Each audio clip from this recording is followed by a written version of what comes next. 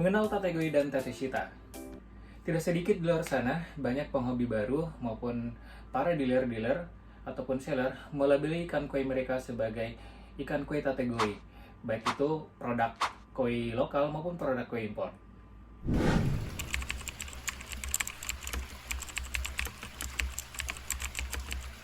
Pada dasarnya sah-sah aja apabila mereka ingin melabeli kue mereka sebagai kue Tategoi. Itu hak masing-masing setiap penghobi ataupun dealer ataupun seller. Tapi jangan sampai kata Tategoi ini disalahgunakan.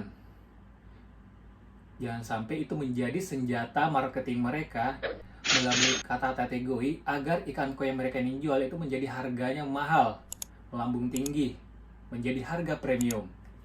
Padahal ikan mereka itu biasa-biasa aja. Bahkan ada beberapa oknum dealer ataupun seller di luar sana, ikan koi suminya belum naik dikit aja udah dibilang Tategoi. Nah lo.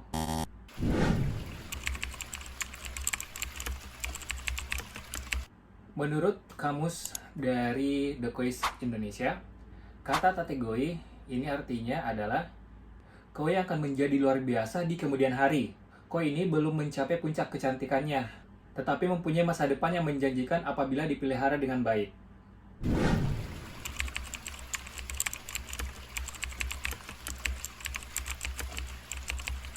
Menurut opini pribadi saya, pelabelan Tategoi itu terbagi atas dua versi. Yang pertama itu versi penilaian pribadi, dan yang kemudian versi penilaian dari breeder.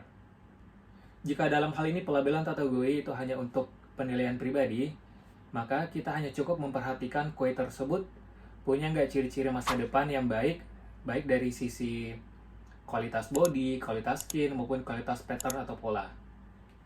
Namun dalam hal ini jika yang dimaksud adalah pada saat kita ingin membeli ikan koi, khususnya ikan koi impor dari Jepang, gimana cara kita mengetahui apakah ikan ini termasuk Tategoi dari hasil seleksi breeder di Jepang? Maka itu akan sangat susah. Bukan susah membedakan, tapi susah menemukannya. Sekalipun ada, harganya pasti mahal.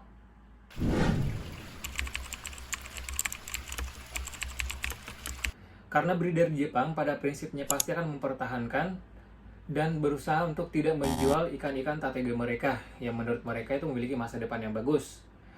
Cuman beberapa dealer-dealer saja yang mungkin memiliki hubungan khusus dengan breeder tertentu yang ada di Jepang, yang mungkin akan memiliki kesempatan untuk membeli salah satu ikan Tategoi tersebut, tentunya dengan harga yang mahal.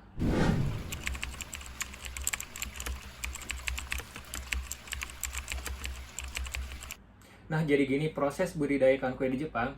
Selain sortir ataupun seleksi yang ketat dari awal pada saat masih burayak, nah di Tosai pun begitu, akan dilakukan seleksi kembali. Nah, tosai-tosai tersebut akan diseleksi dan digrading berdasarkan kelas-kelasnya.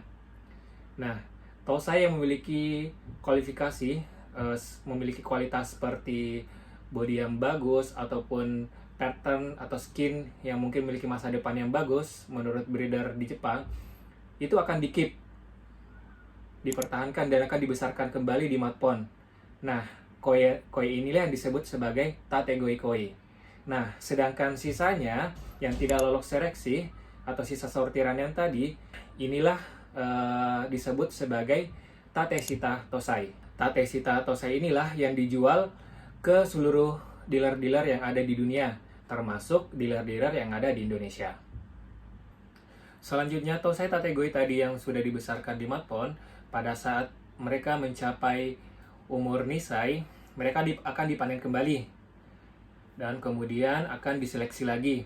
Nah, pada awalnya kan pada saat masih Tosai, mereka yang diseleksi itu cuma berdasarkan body, skin, dan juga pattern. Nah, kalau untuk di Nisai, pada umumnya breeder di Jepang itu akan concern ke jenis kelamin, dan mereka akan lebih memilih female sebagai Tategoi Nisainya. Nah, hasil seleksi ini yang terpilih akan masuk jadi Tategoi dan akan dibesarkan kembali ke matpon. Nah, sisanya yang nggak terpilih atau sisa sortiran yang tadi itu akan dijual lagi ke seluruh dunia, termasuk di Indonesia lagi. Setelah itu, pada saat Tategoi Nisei tadi berumur sansai, itu akan dilakukan seleksi kembali. Kemudian yang lolos seleksi akan dibesarkan, kemudian sisanya akan dijual di pasaran, begitu seterusnya. Nah, sebagai informasi juga bahwa pada umumnya ikan koi yang tergolong tategoi itu akan terlihat potensi maksimalnya itu pada saat di umur sekitar 7 tahun. Coba perhatiin ikan koi ini. Familiar nggak? Benar. Koi ini adalah koi Grand Champion tahun 2020 di All Japan Koi Show. Nah, ini adalah jenis Kohaku, breed dari Dainichi Koi Farm. Coba bayangin apabila pada saat itu farm-farm atau breeder di Jepang menjual ikan koi tategoi mereka pada saat masih berumur tosai. Bisa jadi mereka nggak akan punya lagi ikan koi Grand Champion seperti ini. Nah, bahkan apabila dijual dari awal pada saat masih umur tosai semuanya, bisa jadi koi Grand Champion ini sudah masuk ke Indonesia. Bahkan mungkin bisa masuk ke kolam saya. Dan mungkin kalau sudah masuk ke kolam saya bisa jadi sudah mati karena terkena Aeromonas. Miris nggak ikan Grand Champion seperti ini mati di kolam saya? Kalau ditanya, terus gimana koi yang ada di rumah saya?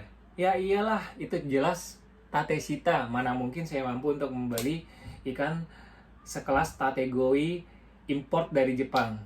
Pasti harganya mahal. Bisa-bisa saya harus nggadain mobil dulu sebelum beli koinya. Jadi gimana? Sampai di sini sudah tahu dong bedain apa itu tategoi dan apa itu Tateshita. Jadi jangan sampai teman-teman di rumah atau penghobi di rumah itu tertipu dengan iming-iming oknum para dealer ataupun seller di luar sana yang tidak bertanggung jawab. Tapi apapun sebenarnya itu, mau koi kita itu tergolong sebagai koi tategoi, mau itu Tateshita, mau koi itu adalah koi sultan, koi kropyok, kopriok, apa-apalah itu. Yang penting kita berbahagia dengan ikan koi kita. Nah, mungkin cukup sekian sharing dari saya. Apabila teman-teman ada yang di-sharingkan atau yang dimasukkan, silahkan jangan sungkan tulis di kolom komentar. Semoga kita bisa belajar bersama. Dan salam koi untuk persahabatan.